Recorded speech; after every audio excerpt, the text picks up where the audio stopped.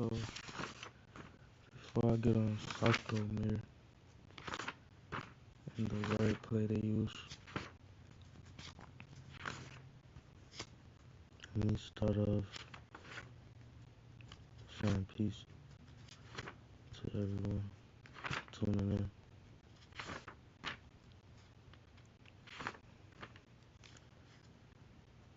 I might be saying some random shit this whole time. My camera cracked. No, look, it's all gonna make sense. I'm still trying to learn now. It just keeps getting deeper and deeper. But I went into my notes and I was about to make a video about Sarco, like SARS-CoV-2 and SARS-CoV-2, like just the wordplay they use, right? But seeing how my spirit moving,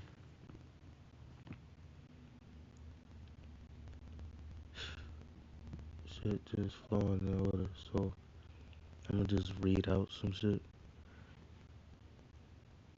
Just keep in mind that it all makes sense later. But alright, so it was a time period, right? It was a time period called, let's see real quick,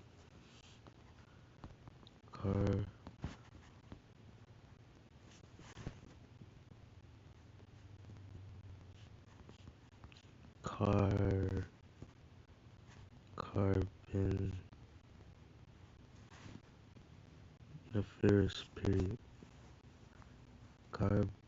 Carboniferous period. You know, big ass reptiles and shit. You know, something like Godzilla. Reptile like being species. You know. Something I realized, there's always a smaller version and there's always a big version.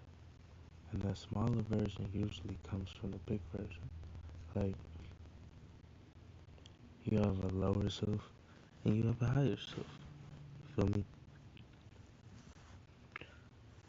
me? It's just nature, bro. So, let's read about the Carboniferous period, known as the age of the amphibians.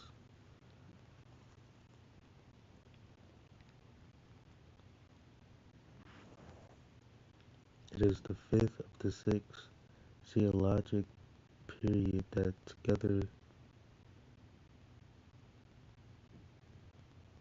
ties into the Paleozoic period. The Carboniferous period is preceded by the Devonian period and also followed by the Permian period. Alright, so Pete, what was popular about that time, right? And people out there saying we going into the 5D, right? And if people realize that time is energy cycles, like is measurements of energy cycles, that's why the pyramids correlate with it and how the stars align in the same way as the planets. It's the same thing. They correlate to the number 9. And what do your pyramids do? Their energy, they're pretty much energy transfers, like vortexes of energy. Reason why they need the vortex on top. So is above, so is below. That's why it's probably like 2 pyramids, probably. One at the top, one at the bottom. The inside of it, whatever is inside that chamber holds the key And the part at the top, the energy vortex is supposed to be at the top, you know, energy vortex, but it's connected to the sun and everything above. That's how they made it. It correlates. So this is how this shit's about to correlate to what's going on. So boom.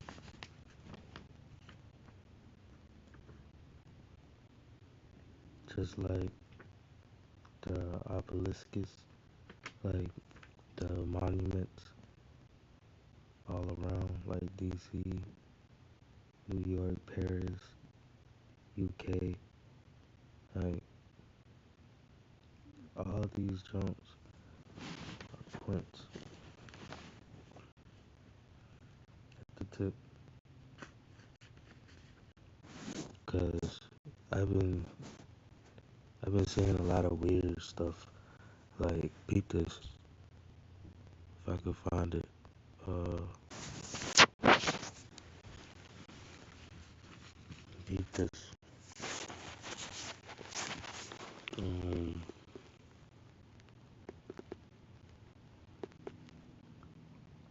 I'm gonna look up some of this stuff that I got looked up. But let's see, falling squids out the sky. I don't know if they got it, but I saw it on this show, right?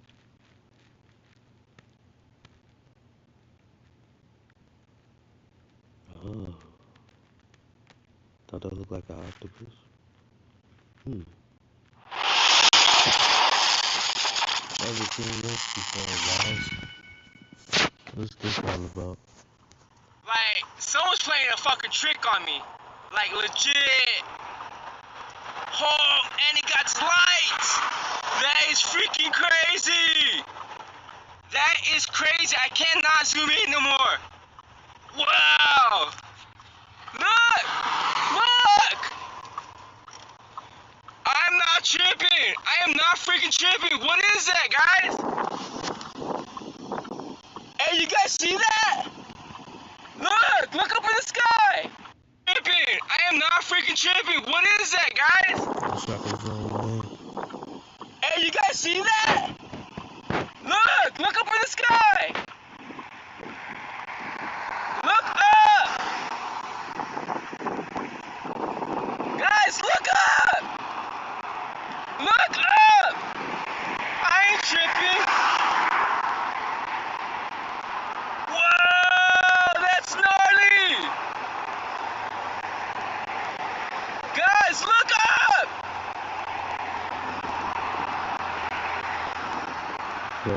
I can't be the only one, guys.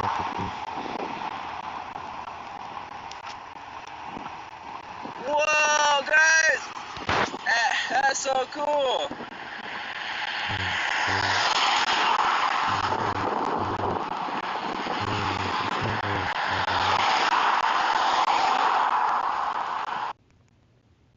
For us, man.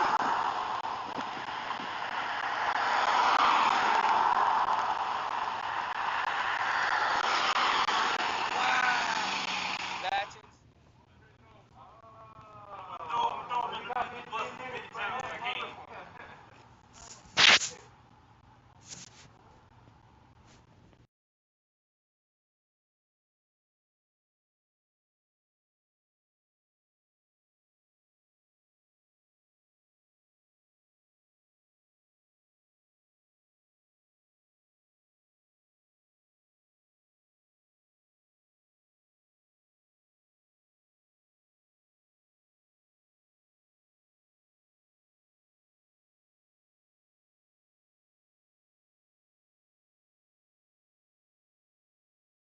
Paid to watch viral videos.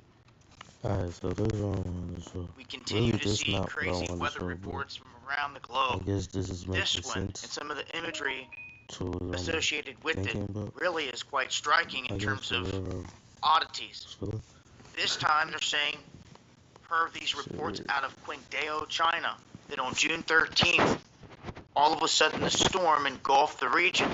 They're They're saying that this was a convective weather system that had strong winds, hail, and thunderstorms. It took down trees in urban areas that was blocking traffic, and it started to rain sea creatures, as you can see here. This is an octopus that landed on someone's windshield. They're saying that this swept over the coastal city in China, spawning these conditions as it basically hit the water and then was pulling all that up and into the dry land region. And this wasn't the only shot. There was plenty of different shots here, but here's that one from a distance. Someone was like, so you can see in the close-up, it almost looks like it's free-falling, like way out there, but it's stuck to the windshield there. And as you can see here, It's got something to do with the vaccine. more sea creatures that were raining down on people's vehicles in the area. It's not the first time we've seen Cause that's how the parasite. stuff. That's how the parasites look when you look at it inside the in the microscope. It looked like that. I'll find a video, man. I can show it. Like this, but this one's pretty wild. And just the way that some of the images have come out look pretty crazy as well. But nonetheless, this is an event that just went down in China. Wanted to make mention of it. I'm going to leave a link here with more details. Make sure to follow me on Twitter for more. It's been Dabu7. Peace. Shout out Dabu7. I didn't even know I was subscribed to you. But appreciate it. Cause that's my first time seeing that video. Alright, so getting back to what I said, right? The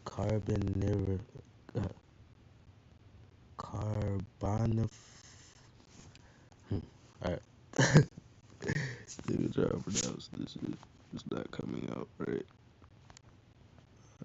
I don't want to say it wrong. So I think the last time I even heard of this was school. The earliest ones, from the Middle Devonian, have very simple sutures, whereas some of the latest ones from the Permian have sutures that are very complex. I'm guessing the Permian. Straporolus was a conical gastropod mollusk with whorls that are rounded in cross-section, but have a slight shoulder. The shell surface lacks ornamentation. Limestone mollusk fossils are rare because the calcium carbonate shells of most are made of the mineral aragonite, which later dissolved. Straporolus, however, had an outer layer of calcite, the other mineral form a calcium carbonate. Hold on. Bellerophon is unusual for a gastropod in that its shell was coiled in a plain spot. Look. See. I am Butch Loxon. I'm a Los Angeles-based artist. I'm inspired by the Day of the Dead culture. Had a central perforation because the initial coil was not tight. Its fossils show a prominent spiral ridge around the outside of each whorl and distinctive V-shaped suture lines. The ventral region of the whorl is extremely broad, and in mature specimens, the whorls sometimes lose contact with each other as the spiral opens out. Goniotites was an inflated, rounded ammonoid with very tight coiling, so that each whorl almost entirely overlapped the preceding one. This type of coiling is said to be involute and result. They were a group. Fossils are rare. Belongs to a more in that they developed rounded but had a all Dunbar consisting of 3 circlets.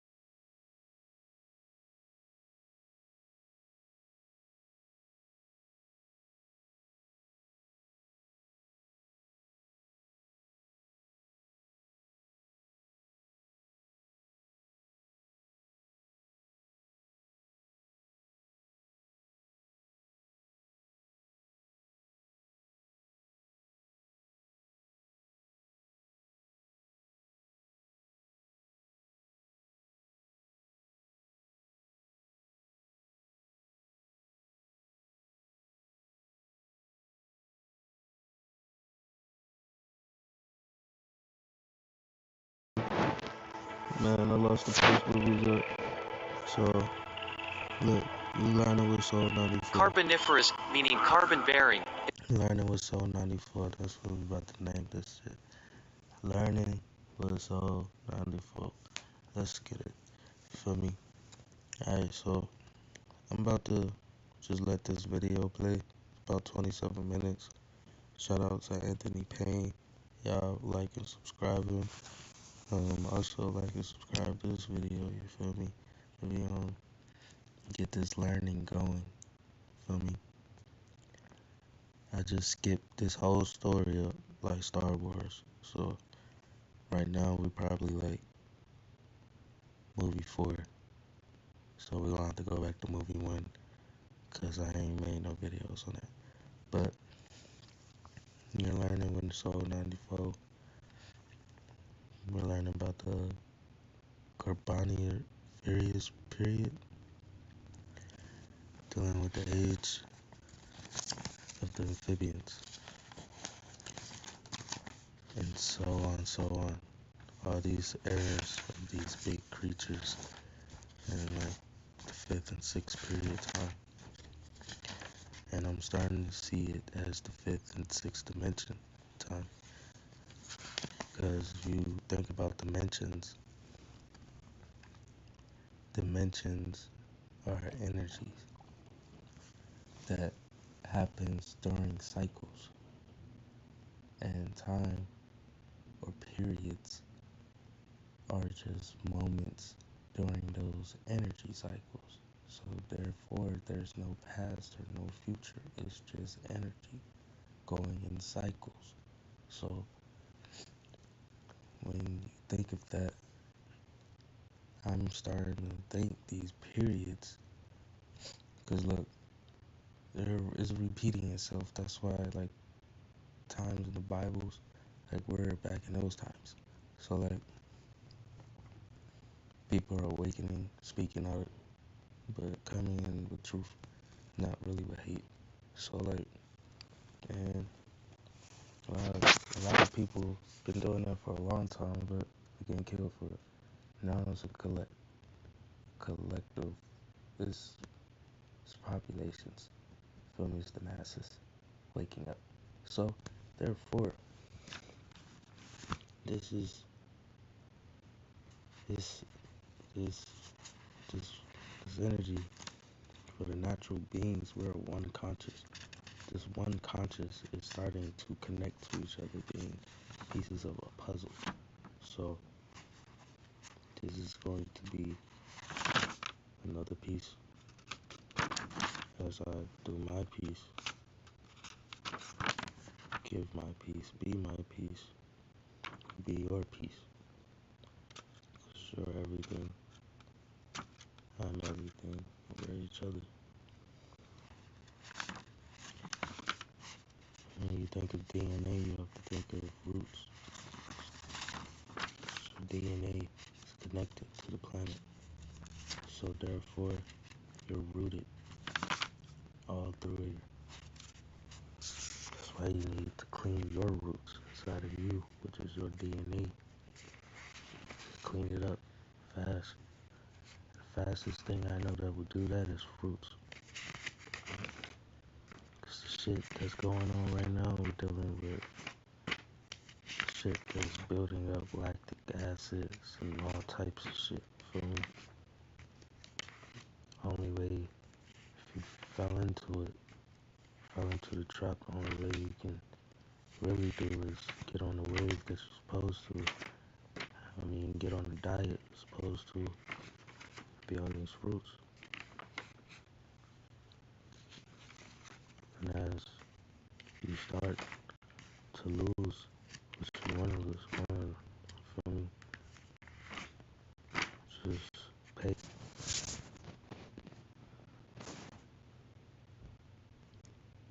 I'm gonna get a little deeper because I got off topic. But I'm gonna let this video play. And once I hear where I left off, we're gonna get back to what I was talking about. Because the year this period of the amphibians has something to do with the Permian period, the Devonian period, something like that. Trying to look for it, but I jotted it down. And the Paleozoic is Paleozoic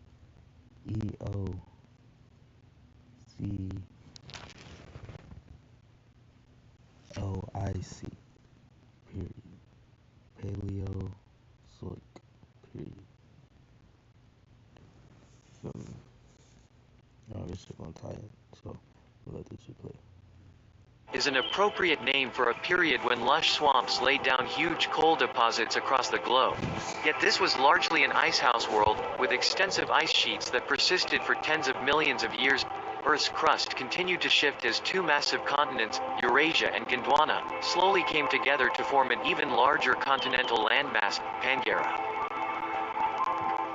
On the continents, forests continued to expand and, with them, land animals diversified, including invertebrates, amphibians, and the first vertebrates capable of laying eggs on land. Large-scale glaciation affected sea levels, which rose and fell with the advances and retreats of ice, affecting coastal and offshore habitats.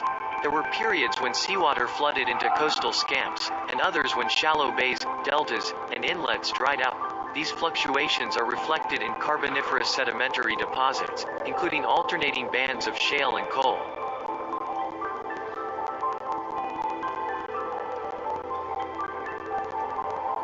During the early Carboniferous, overall global temperatures continued to increase. A broad tropical belt extended from Euramerica across the Proto-Tethys to eastern Gondwana. This was separated by a narrow belt from the cooler and more temperate conditions that extend into higher latitudes. Despite the glaciation, in lower latitudes close to the equator and during the many interglacial episodes, conditions were warmer and more humid, resulting in the formation of substantial coal beds. Widely deposited evaporites in some areas of lower latitude also demonstrate the existence of these warmer regions. The Carboniferous was a time of great change. Global cooling resulted in a series of glaciations across the immense Gondwanan continent in the southern hemisphere, a cycle that continued into the Permian. However, marine life continued to evolve vigorously, and massive forest emerged. In the Carboniferous, great forests spread over huge areas, with giant club mosses, horsetails, conifer relatives and ferns. They culminated in the coal swamp forests of the late Carboniferous, which provided havens for amphibians and early reptiles, and also for invertebrates, including eurypterids, dragonflies and millipedes. Some arthropods grew very large, since the oxygen levels in the atmosphere reached 28% or more. The hazards of forest fires increased greatly and plants adapted to rapid regeneration once the flames had died down. In the lower Carboniferous of central Scotland, a complete ecosystem was preserved, including scorpions up to 90 centimeters long, along with intact amphibian and early reptile skeletons. These, together with many plants, were deposited in a stagnant lake fed by hot springs, into which the animals fled during a forest fire. The seas of the Carboniferous were dominated by brachiopods, rugose and tabulate corals, crinoids and fish. Such ecosystems began in the Devonian and continued into the Permian. Essexella is one of the rarest types of fossils. A jellyfish. Many other supposed jellyfish in the fossil record are of dubious affinity, but Essexella is beyond doubt. It is one of the most common fossils in the Mazon Creek fauna of Illinois, and some specimens have been obtained with a preserved rim of tentacles around the disc. Like other fossil in this fauna, they owe their exceptional preservation to rapid burial and then replacement with sidrite following initial bacterial action. This mineralization left the fossils within sidrite concretions and protected them from further decomposition and decay. Zaphrantoids was a small, solitary coral, with a conical skeleton that was slightly curved in shape. The soft-bodied coral polyp rested in a concave dip at the top of the corallum. This was located between the vertical plates, or septa, which were arranged in a radial pattern. The major septa were elongated and joined together around the cavity of the cardinal fossila. Siphonophilia was a very large, solitary rugose coral. It was curved and conical in early stages of growth, often becoming straighter and cylindrical later in life. The soft-bodied coral polyp was situated in the concave callus at the top of the skeleton. Within the corallum, there were many vertical plates arranged in a found at the edge of the corallum. On the Sligo coast, in Ireland, Siphonophila's abundance in its snake-like appearance had earned one rock the nickname Serpent Rock. Syringopora was a tabulate coral, consisting of cylindrical tubes that were roughly parallel to each other. The tubes were not in direct contact with each other but were connected by smaller horizontal tubes. The corallites, which housed the soft-bodied, tentacled polyps at the top, contained spiny partitions arranged in longitudinal rows. Along the length of the corallite were funnel. See, it looks like they went to the seas. Started picking up shit from the seas, right? Saw some shit. Got the fuck up and started realizing they gotta go to space. But I feel like all of this and all of what's happening now ties into. I'm gonna let the video keep playing. Shaped plates. As the colony matured, it would have formed new corallites and expanded sideways. I know this shit kinda boring, but this is learning right now. You feel me? Learning what's so not before. So we gonna make it make sense. Archimedes was a fenestrate bryozoan colony that would have stood upright on the seafloor. It is thought to have lived in shallow waters on carbonate muds. Its structure is immediately recognizable due to the distinctive screw-shaped axis. Thin, net-like structures called fronds were attached to the axis of Archimedes, forming a continuous spiral. The fronds were made up of branches and on one side, the autodicia, chambers that housed the soft-bodied individuals of the colony, were found in 2 rows. The branches were connected by partitions, which formed rectangular open spaces between them called fenestrules, hence the name fenestrate bryozoan. Productus was a slightly unusual brachiopod. As an adult, it had no anchoring pedicle, but instead relied on the weight of its pedicle valve to keep it stable on the seabed. Some species of Productus had spines on this valve that helped to hold them firmly in position. Fossundecima was a bristleworm that lived around 300 million years ago in the seas over that is now North America. One distinctive feature was a flexible feeding organ that it could push out from its mouth. This was equipped with powerful jaws, which strongly suggests that it was a predatory carnivore. Behind the head were between 15 and 20 abdominal segments, each carrying bristles, and a final, smaller tail segment. It moved by use of the paired lobes on each of its abdominal segments. The parapodia were also thought to be used. D in respiration. Vestinautilus was a coiled, nautilus-like cephalopod. The whorls of its shell overlapped only slightly, resulting in a wide umbilicus. This had a central perforation because the initial coil was not tight.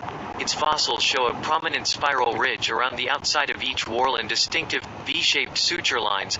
The ventral region of the whorl is extremely broad, and in mature specimens, the whorls sometimes lose contact with each other as the spiral opens out. Goniotites was an inflated, rounded ammonoid with very tight coiling, so that each whorl almost entirely overlapped the preceding one. This type of coiling is said to be involute and results in a small, deep depression at the center of the coil. The shell is missing from the specimen shown here. It is an internal mold, so the septal sutures are readily visible. These mark the line where the septa, the walls between in the internal chambers, joined the inside of the shell. The septal sutures are very angular, a characteristic Goniotites feature. They were a group of ammonoids that lived from the middle of the Devonian to the end of the Permian. Details of suture lines can be used to distinguish between different Goniotites. The earliest ones, from the Middle Devonian. Devonian and Permian periods, just like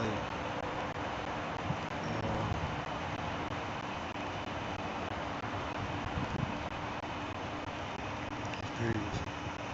But these periods, these different periods, is when it was like them seeing more of like different species.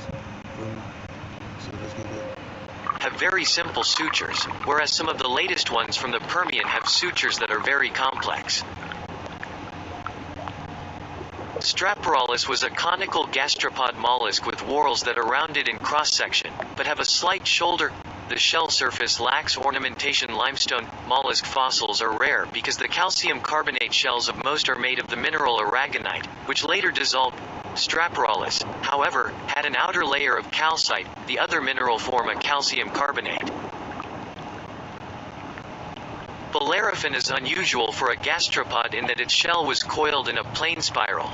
The whorls were very rounded, and later whorls enveloped the preceding ones. The shell was essentially smooth. Scars in some fossils show paired muscles, and this has led to suggestions that it belongs to a more primitive mollusk group, the Turgomians. Yet some Bellerophon species show an aperture slit and slit paw. ND, which suggests it may have been a gastropod. The debate is still open. Conocardium looks like a bivalve, but is in fact a rostraconch.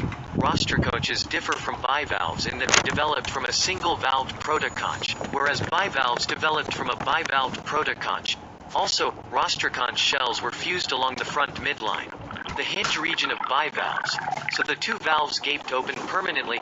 Like many bivalves, rostraconches could use a muscular foot to burrow or move. They probably fed on plankton and other particles of organic matter from the surrounding seawater, but exactly how they did this is unknown. Dunbarella's shell was rounded but had a straight dorsal line produced by ear-like shell extensions. Many fine ribs radiated from the center of the line, crossed by growth lines parallel to the outer valve edges. All Dunbarella were attached to the seabed with abysses when young, but some broke free at maturity, resting on the seafloor with their right valve lowermost. The ribs of the right valve split in two as the shell grew, while new ribs arose on the left valve in between previously formed ones. Woodacrinus was a crinoid with a small cup consisting of 3 circlets of plates, each arm normally branched twice, giving 20 arms in total. The ossicles or segments that made up the arms were stout, but short, so that each arm was composed of numerous short, circular plates stacked on top of each other. Different arms branched at various heights above the cup, and as a whole they appeared blunt and thick. A plated anal tube rose from the base of the cup. The column that supported the cup was circular in cross-section and featured regular annual thickening of its component ossicles, which gave the stem a ribbed appearance. Pentromites was in the blastoid G group of echinoderms, which lived fixed to the seabed by a root at the base of a jointed stem. Its cup comprised 3 circlets of plates and 5 petal-shaped ambulacra. On the edges of the ambulacra were numerous long, slender tube feet that conveyed food particles to a central food groove. From here, food was moved to the star-shaped mouth, shown at the top of this fossil. The tube feet in pentromites were used entirely for feeding. This millipede is one of several kinds known from Carboniferous rocks. Its head is not well preserved, but the long, tubular segmented body is clearly visible in its fossil. Each segment is similar, and has 2 pairs of slender appendages. Parts of many of these can be seen. Fossil millipedes from rocks of mid-Silurian age in Scotland are the oldest land animals known. Some, from the Carboniferous coal swamps, were huge, up to 30 centimeters long. Archegonus had a rectangular or conical glabella with shallow narrow furrows. Its eyes were crescent-shaped, rather small and located close to the glabella. Its cheeks had short spines on their posterior corners. It had 9 thoracic glabella with shallow narrow furrows. Its eyes were crescent-shaped, rather small and located close to the glabella. Its cheeks had short spines on their posterior corners. It had 9 thoracic segments and its tail shield was similar in size to its head. The broad sides had at least 6 pairs of rather weak ribs. This trilobite is found in sediments that were deposited in fairly deep water. Its small eyes also suggest that it probably inhabited this type of environment with low light levels. Hesselrites was a trilobite with a large granulated glabella and crescent-shaped icic close to the rear of its head shield. On the inner part of its cheeks a narrow ridge ran around the lower margin of the eye. The cheeks sloped down toward a flattish border. Its thorax consisted of 9 segments and its tail shield was about as long as its head. Euproops was an early relative of the horseshoe crab. Its head shield was crescent-shaped with broad-pointed spines at the cusps. 2 side ridges on its head bowed outward at the front ends where its tiny eyes were situated. These ridges tapered into long-pointed spines. This fossil of Archimela cryst, a cockroach-like insect, shows two pairs of wings and parts of its body. The front part of the rather crushed thorax can also be seen between the wings. South of the head itself is missing. The forewings are the smooth areas on either side of the fossil, and these formed a protective toughened covering for the body when the animal was not flying between them. Thinner, more delicate hind wings show a distinctive vein pattern. This is important in identification. Cleophrenus was an extinct spider-like arachnid called a trigonoturbid. Unlike true spiders, it lacked poison and silk glands. Its hard outer shell was pear-shaped and tapered to a point at the front, close to which two small eye clusters were situated. Remains of some of its 8 limbs can be seen here. Originating underneath the head, its abdomen was covered in rigid plates which provided protection for the animal's underlying soft tissues. K time equals 0.2s. Greater than, and each of its 6 segments was ornamented with rows of bumps or tubercles. The back margin of the carapace had 4 short, spur-like projections. Teleiocaris was a shrimp-like crustacean that inhabited very shallow, probably brackish, water on tidal flats. The pair of first antennae had 2 short branches, and lay just above the very long, slender and delicate second antennae. Some of the thoracic legs can be seen projecting from underneath the carapace. Each had 2 branches. The curved